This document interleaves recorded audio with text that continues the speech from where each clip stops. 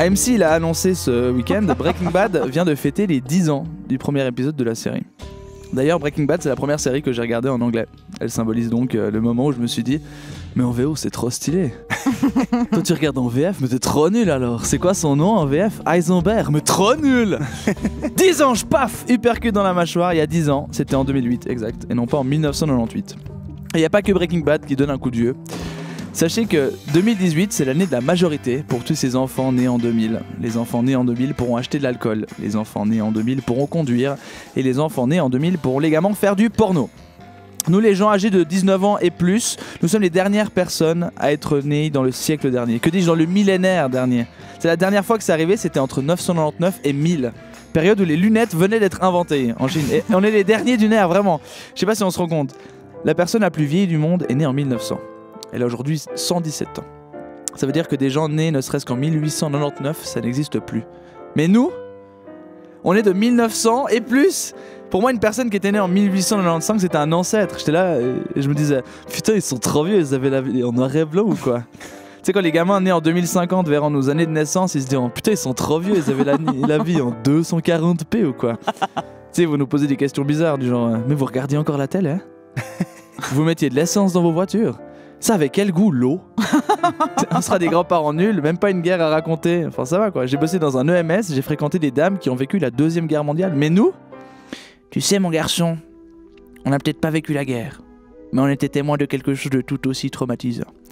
Des milliers de personnes ont été touchées par ce fléau. Mais heureusement, ça n'a duré que 2 ans. C'était la tectonique. Ça pourra raconter des légendes un peu du début du millénaire. Tu sais qu'au début des années 2000, les téléphones n'étaient pas connectés à Internet. Et on s'envoyait des SMS qui coûtaient 10 centimes pièce. Et parfois, on s'envoyait des musiques, mais il n'y avait pas Internet. Alors on s'envoyait ces musiques via infrarouge.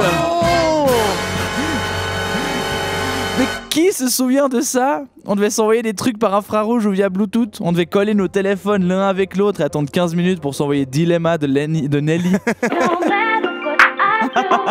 Dans cette qualité-là. Sur ton Nokia 3210, dégueulasse.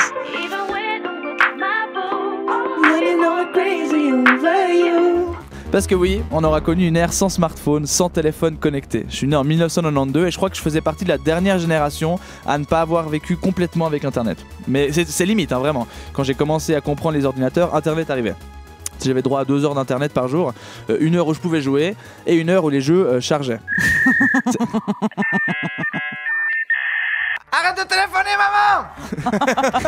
On aura connu les téléphones à clapet, les boutons sur les téléphones. Pour écrire salut dans un SMS, il fallait taper 777 1 555 888. On a connu le Minitel, on a connu le Big Deal, on a connu l'Expo 02, on a eu droit au L5, à Laurie, à Tragédie, à Popstar. On a tous vibré pour Houssine, Sofia, Michal, Georges Alain, Nolwenn, Jean-Pascal de la Starac.